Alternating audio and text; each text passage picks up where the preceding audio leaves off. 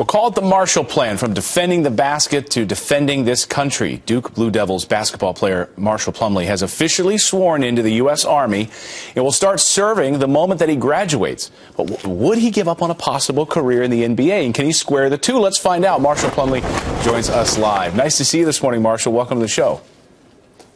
Well, thank you for having me. So the question, of course, on everyone's mind is, are you going to give up a possible career in the NBA to go off and join the Army? Well, the truth is my first passion is basketball, and my whole life I've also had an interest in the military, and I'd always thought it was one or the other kind of situation, but through making some great friends over the years in the military and through working with Coach K, I found out that there's opportunity to do both. So my dream and my hope is to pursue a professional basketball career and serve in the Army Reserves. So this started pretty young for you, right? Obviously, your grandfather served in World War II. Take me back, though, to September 11th, 2001, what unfolded on that horrible day. You were 9 years old. What changed about you that day? Well, I think I was too young to really appreciate at that time what was going on, but I can say I witnessed firsthand the effect it had on my family, on loved ones. Horrible day.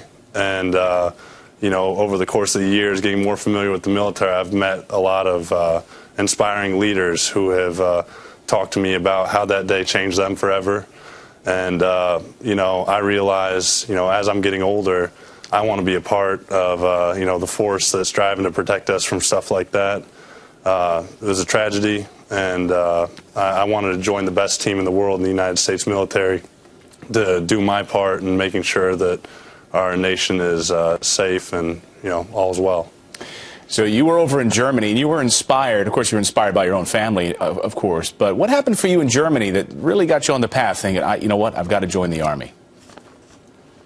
Yeah, well, a moderate military interest growing up, but things really took off, as you mentioned. My junior year of high school, when I went on a USA basketball team to play on an Army base in Germany, in Mannheim, actually.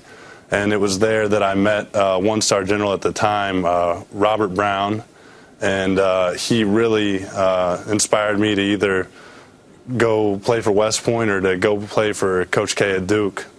And he could just really relate to me, being a taller guy, about 6'7", 6'8". He played for Coach K at West Point, and he could really appreciate how I both value basketball and I have a desire to serve and be a part of something bigger than myself. I love how you mentioned the height, because that was my next question. So you're a tall guy. How tall exactly are you? I'm 7 feet. 7 feet tall. Now, Army has a height restriction, which, you know, you usually think would be too small, but you're only allowed to be 80 inches tall. What happened? What did the Army say to you when you applied? There was a little bit of red tape I had to get through. There are certain things I just can't do, you know, no matter how bad I want to. There's some tanks and some helicopters I might not be able to squeeze into, but I'm confident that they can find something for me to do where I can be of service. And right now I'm just trying to find uniforms, shoes that fit, stuff like that. Yeah, 4 inches beyond the Army's 80-inch max height requirement, so getting those special waivers. Marshall, you're a role model for young boys and girls all over this country, and hopefully a fruitful career in the NBA if you can be able to do the two, just like your two brothers. Marshall, great to see you this morning, and good luck on the battlefield. Well, thank you so much. Thanks for having me.